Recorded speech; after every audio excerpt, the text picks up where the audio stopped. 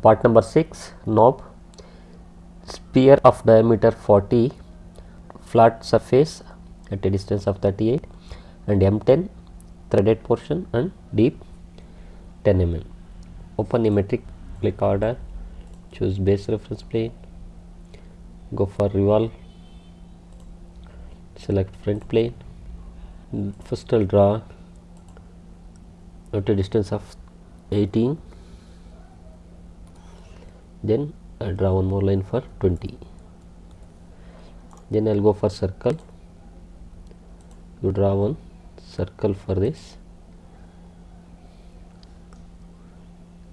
and from here to here you draw one line, then you trim off these portions, show the dimension first.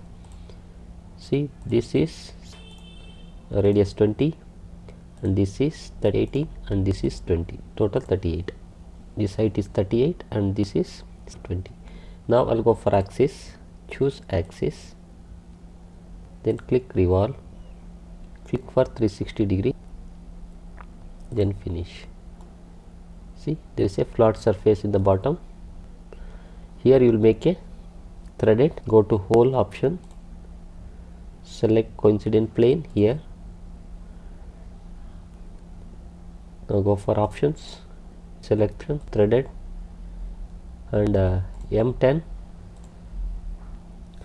Hole depth is, your hole depth is 10 mm, and click V angle, and here you choose threaded portion also, it's a 10 mm. Then click OK and place it over the center. Click finish. Okay, there is a threaded hole of M10 with a V bottom. Now save the part number 6.